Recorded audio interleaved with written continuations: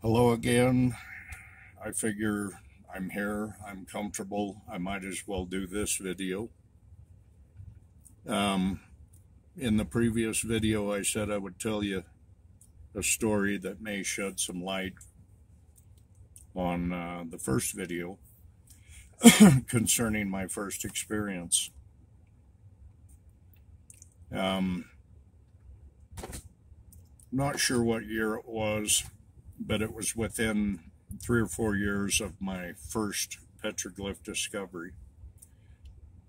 I and a friend were driving down one of the many dirt roads out in the West Desert, and I looked up on the hillside and I saw some outcrops, and I said, "Let's find our way up there." And my friend said, "Why?" I says, I don't know. I think there might be some petroglyphs up there. And so we found an old 2-track dirt road that led up to the general area, and got up there fairly close to the hill, and we got out, and I proceeded up into the mouth of the draw. And my friend said, "Where are you going?" I said, "Well, if there's any glyphs up there, it's going to say so right here."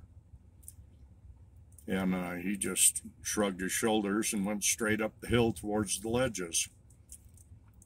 And at about the same time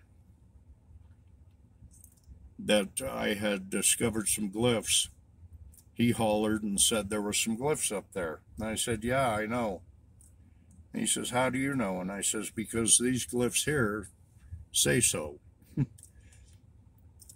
Well, anyway, I spent a lot of time studying those glyphs, and I was a greenhorn at the time. I was beginning to understand the principles that Levan Martineau taught. And by the glyphs I were looking at, I knew that it was talking about a cave. And I knew that these were instructions on how to find the cave. Based on certain glyphs, I decided to go up higher and to search the ledges. So I did. And I found nothing. I spent a lot of time going back to that site, most of the time by myself, because in those years, which I call my humility years, going through a divorce and trying to keep my sanity, I spent a lot of time out there by myself. And it just finally got to the point where I just wasn't making any progress, and I said to myself that I'm done here for now. I'll be back someday. And it was 18 years later. A friend of mine approached me, and he says, "Hey," he says, "I've got a story to tell you." I said, "All right."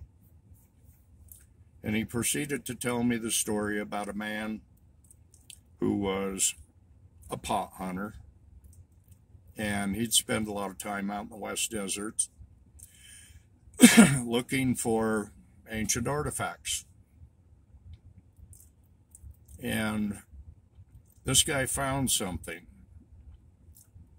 and it really had an emotional effect on him. And he decided that he was going to go talk to his bishop. And so he went to his bishop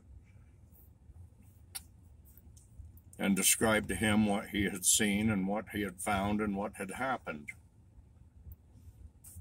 The bishop told him, "You really need to contact this guy and relay your story to him."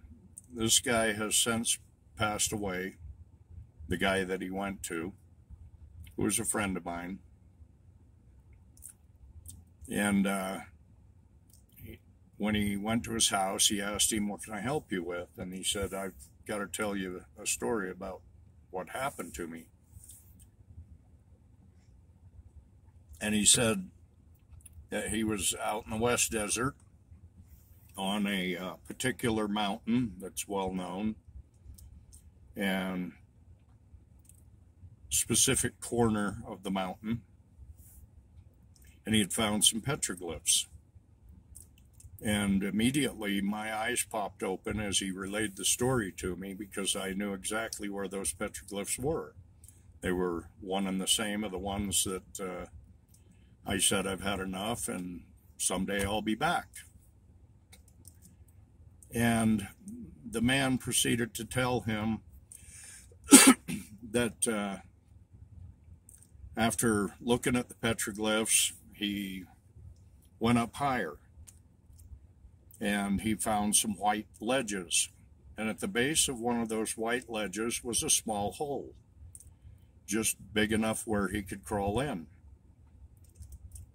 Well, this guy was in the habit of packing his tools with him, if you will, flashlight, things such as that, and he decided he was going to crawl into that hole, and I'm sure he fully expected to find some artifacts that he could take home for himself. And he said as he crawled into the hole and he got adjusted, turned on his flashlight, he said, I could not believe what I was looking at. My friend said, what are you talking about? He said, there was ancient armor, ancient weapons and stone boxes with plates in them and just all kinds of things. He says, it just blew me away. He says, it was like finding an Egyptian tomb. He says, it scared the hell out of me. He says, I freaked out and I started crawling back out of this hole, and as I come out of the hole, looking down towards the ground, I met with these two giant feet wearing sandals. And he says, and I slowly followed from the sandals up those legs, and to see this huge man wearing the same armor that I just got done looking at down in the hole. And he says, this man raised his arm and he said, go from this place and never return, lest ye die. He says, you have been allowed to see this as a witness for others that will come. And he looked at my friend and he says, by the way, what's a stripling warrior? And he said, well, why? He says, because he identified himself as a stripling warrior, and it was his commission to guard that cave. Well, I don't know that my friend elaborated on what a stripling warrior was, but after hearing that, I couldn't wait to get back out there again. It's probably the next day or the following day, I was back out there. And I went to those glyphs again, only after 18 years I better understood them. And I went up, went to the white ledges because I knew right where they were, but there was no hole. I checked them all. There's no hole. I still go back to that place when the finances, permits, time, energy. I've spent probably the last 10 years trying to recover from various accidents and things that have happened, things that brought my health down. Well, I shouldn't say health, I should say my knees, my back. All of that's behind me now. Things are getting better. But that mountain has many stories similar to this. There is a people that used to live in that area. And these mountains were at one time islands. And I believe it was at that time when these things were hidden up. There's many accounts of mummies that have been found out there. And I don't mean the, dried up individual that's been inserted into a small dwelling. I'm talking literal wrapped mummies, like Egyptian mummies. And I don't want to send you people off on a tangent with Egyptians have been here to the Americas. No, I'm referring to Hebrew people. The Egyptians are given way too much credit, even in their own homeland. But anyway, I thought I would share that one with you. And there's many other panels that I have found over the years on that mountain. And I believe they are all something very similar to the story that I just told you. That's one of the reasons why I keep going back to the place that I mentioned in the first video. I have my ideas of what it is. It's just I'm missing something. And as soon as the snow's gone, I think that's probably one of the first places I'm gonna go back to, just to see what's changed over the years. Anyway, it's just that mystery of what is this? Who did this? Why did they do it? I gotta know.